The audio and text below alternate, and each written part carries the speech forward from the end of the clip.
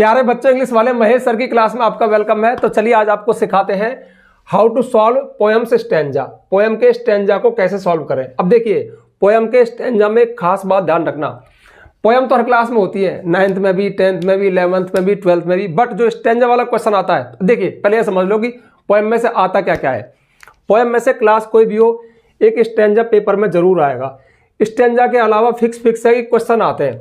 अब क्वेश्चन होते हैं सेंट्रल आइडिया क्या है, थीम क्या है, 20 से 30 शब्दों में या 40 शब्दों में, 60 शब्दों में, छोटा क्वेश्चन, बड़ा क्वेश्चन। क्वेश्चन की बात छोड़ो, वो तो आएंगे ही, लेकिन जो स्टैंजा है ना, ये कंफ्यूज कर देता है। किसी बोर्ड में, किसी क्लास में तो इसमें से एक्सप्लेनेशन पूछी जाती है, व्याख्या पूछी जाती है, रेफरेंस टू द कॉन्टेक्स्ट है ना, रेफरेंस, ये किसने लिखी है, कवि का नाम, कविता का नाम, इसमें क्या भाव है, और फिर व्याख्या करो।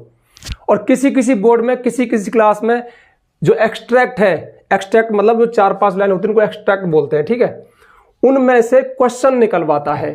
तो फिर ये सेम कैसी चीज हो गई, फिर ये हो गया जैसे अनसीन पैसेज में से आंसर निकालो, सीन पैसेज में से आंसर निकालो।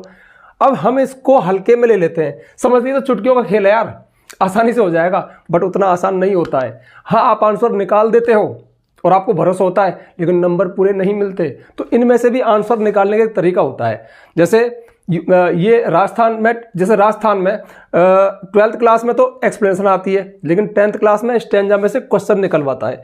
ऐसे यूपी बोर्ड में शायद 10th 12th दोनों में ही एक्सट्रैक्ट में से सेम टू सेम क्वेश्चन निकलवाता है। सीबीएसई बोर्ड में भी क्वेश्चन निकलवाता है, बट उसका लेवल थोड़ा सा हाई है, ठीक है। तो यहाँ पर मैं बात करूंगा 10th क्लास की। एक मैंने पोएम ली है, पोएम का एक स्टैंजा लिया है। तो पहले क्वेश्चन पढ़ते हैं, रीड द स्टैंजा। स्टैंजा मतलब जो 3, 4, 5 लाइन दी उसको स्टैंजा बोलेंगे, ठीक है। तो रीड द स्टैंजा, स्टैंजा को पढ़ो एंड आंसर, और उत्तर दो द क्वेश्चंस बिलो, नीचे दिए गए प्रश्नों के, ठीक है। तो 10th क्लास के अमेंडा एक पोएम है, उसमें से एक एक्सट्रैक्ट लिया, 4 लाइन दी और यहाँ पे 2 क्वेश्चन पूछे। हाँ, अगर आपके सिलेबस में आप किसी भी क्लास में हो, एक्सप्लेनेशन आती है, तो उसके लिए मैंने सेपरेट वीडियो डाला हुआ है कि एक्सप्लेनेशन में से आंसर कैसे दे, फिक्स लाइन क्या है, रेफरेंस कैसे, कॉन्टेक्स्ट कैसे लिखे। लेकिन यहाँ पे हम बात करेंगे यूपी बोर्ड, राजस्थान बोर्ड के लिए, सीबीएसई बोर्ड के लिए एक्सट्रैक्ट में से क्वेश्चन कैसे निकाले। तो देखिए, चलो उसको पहले पढ़ दूं क्या। Did you finish your homework Amanda. Amanda, क्या तुमने अपना होमवर्क समाप्त किया। Did you tidy your room Amanda. Amanda, क्या तुम अपने कमरे को साफ किया। सॉरी, क्या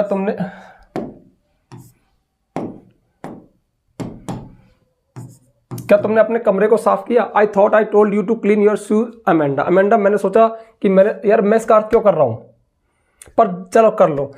मैंने सोचा कि अमेंडा, मैंने तुमको तुम्हारे जूते साफ करने को बताया था। I am N orphan. अब ये तो उसके माँ बाप ने कहा, ये अमेंडा बोल रही है मन ही मन में, मैं एक अनाथ हूँ, रोमिंग द स्ट्रीट, गलियों में आवारा घूमती हूँ, आज़ादी से घूमती हूँ। आई पैटर्न सॉफ्ट डस्ट, मैं मुलायम पैटर्न आकार बनाती हूँ, मुलायम रेत पर, डस्ट होती है रेत पर, वो पैटर्न बनाती हूँ, आकृति बनाती हूँ, पद चिन्ह बनाती हूँ। With my hurt bare feet, मेरे थके हुए नंगे पैरों से। द साइलेंस इज गोल्डन, खामोशी शांति सोना है। द फ्रीडम इज स्वीट, और जो आज़ादी है वो मधुर है, मीठी चीज़ है, बहुत प्यारी चीज़ है। अब क्वेश्चन पूछा, अब देखो जैसे मैं अनसीन पैसेज में बताया था, अनसीन पैसेज में से हमारे पास एक ही चीज़ है कि ऐसी कोई भी चीज़ आए कि उत्तर हमारे सामने है, तो फिर तो मौज हो गई, फिर तो बस तांडव मचा देंगे, कहीं से भी कोई लाइन उठा के रख देंगे जहाँ भी मैच हो रही होगी। बट ऐसा नहीं होता यार, लॉजिक लगता है। इंग्लिश का पेपर आता क्यों है, ताकि आपके टैलेंट को देखा जाए कि आप उसमें कुछ, अरे सीधी सी बात बताऊँ क्या, मैं अनसीन पैसेज में बताया था कि माना 6 आए आपके, तो 2-3 तो ऐसे मिलेंगे जो लाइन से लाइन मिलाने पर मिल जाएंगे। सेम यहाँ पे भी जो 2 क्वेश्चन आएंगे उनमें से एक तो आएगा सरल। देखो ये क्या हो गया, ये मक्खियां है ना, व्हाट इज स्वीट, ये सब ऐसे कर रही है, और इस समय तो प्रकोप है इनका ना। तो 2-1 क्वेश्चन तो लाइन से लाइन मिलाने पर मिल जाएंगे, बट 1-2 में आपको थोड़ा थोड़ी करनी पड़ेगी। सेम पोएम में भी है, एक तो सरल होता है, एक कठिन होता है, या फिर दोनों एवरेज होते हैं। देखो पढ़ते हैं, what all is Amanda being told to do in these lines. इसका अर्थ अगर आपको समझ में नहीं आया तो आपसे आंसर बैठेगा ही नहीं। आप लाइन से लाइन मिलाओगे और आपको आधे ही नंबर मिलेंगे, क्योंकि क्वेश्चन बहुत गजब है, और ये बोर्ड में आया हुआ भी, ध्यान रखना, मतलब बोर्ड एग्जाम में आया हुआ है ये। तो इसका मतलब होता है कि अमेंडा से इन पंक्तियों में क्या क्या करने को कहा जा रहा है। व्हाट ऑल, अगर आप किसी WH वर्ड के बाद ऑल लगा दो तो क्या क्या हो जाता है। वेयर ऑल, कहाँ कहाँ, व्हाट ऑल, क्या क्या, व्हेन ऑल, कब कब, इस तरह से। तो इन पंक्तियों में इन लाइनों में अमेंडा से क्या क्या करने को कहा जा रहा है। तो देखो, 100 से होमवर्क करने को कहा जा रहा है, कमरा साफ करने को कहा जा रहा है और जूते साफ करने को कहा जा रहा है। ये लाइन तो अमेंडा ने बोली है, 3 काम करने को कहा जा रहा है। अब तुम रट्टू हो और तुमने या तो ये लाइन उठा के रख दी तो फिर एक काम बताया तो इसमें सिर्फ होमवर्क आया, ये उठाई तो फिर इसमें कमरा साफ करना बताया, और ये उठाई तो सिर्फ इसमें जूते साफ करने बताया। और तीनों पकड़ भी गए क्वेश्चन को, तीनों लाइनों को उठा के ऐसे रख दिया, तो तुम्हारा टैलेंट कहाँ गया? तुम तो रट्टू हो, तुमने तो 3 लाइन, फिर तुम्हारा टैलेंट क्या है? फिर तुम क्या इंग्लिश जानते हो? तो इसमें सटीक फैक्चुअल आंसर दो जो इस तरह से आएगा, इन दीज लाइन्स, ये आंसर हो गया अपना। इन दीज लाइन्स, इन पंक्तियों में अमेंडा इज बीइंग टोल्ड, ये पैसिव है, बीइंग टोल्ड, अमेंडा से कहा जा रहा है अब टू फिनिश, अब टू फिनिश है ना, अब टू लगाना पड़ेगा। सिस्टम ही ऐसा है कि टू आपको लगाना ही पड़ेगा, टू फिनिश, टू फिनिश। अब योर होमवर्क, उसके मम्मी पापा कह रहे हैं तुम्हारा होमवर्क करो, तो अब अमेंडा के लिए चेंज करोगे तो क्या आएगा? To finish her homework. ध्यान रखना योर हर में चेंज होगा और होगा ही होगा।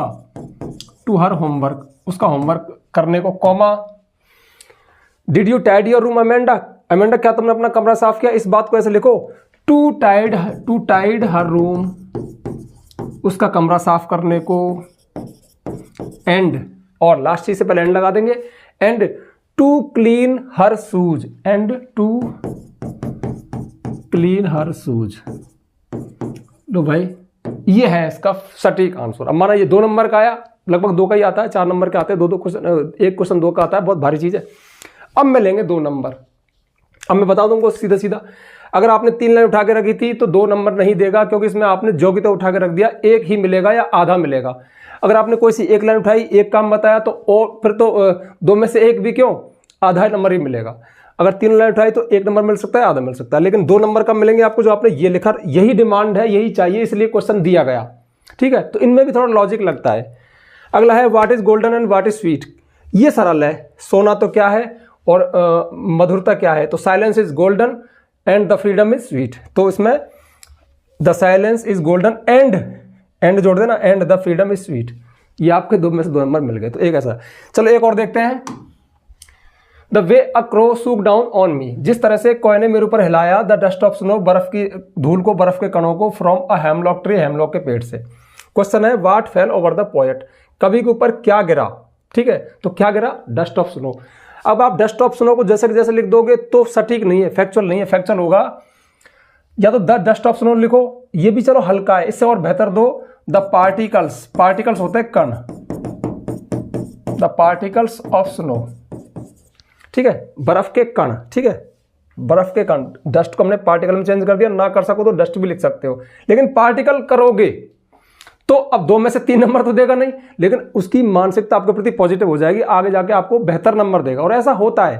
तो यहां पे आप पार्टिकल्स कुछ डिफरेंट करो, the particles of snow fail, अब इसको जोड़ दो, फेल ओवर द पोएट। ठीक है, where was the crow sitting, को कहां बैठा हुआ था? अब कहीं से बैठा हुआ दिख रहा है क्या? नहीं, जब इसमें तो सिर्फ ये दिख रहा है कि जिस तरह से कोय ने मेरे ऊपर बर्फ के, from a hemlock tree, hemlock के पेड़ से, लेकिन बैठ तो जब वहां से गिराया तो वहीं पे बैठा था। तो अब इसी में सेट करो इसको, फ्रॉम ए हेमलॉक ट्री लिखोगे तो आपको 2 में से 1 नंबर देगा, लेकिन आप लिखो the crow was sitting on, अब यहां पे ऑन लिखो, ऑन अ हेमलॉक ट्री, एक हेमलॉक के पेड़ पर। तो कुछ ना कुछ आपसे करवा लिया ना, ऐसे फ्री में तो नहीं मिले ना आपको नंबर, ये फुल स्टॉप लगाओ।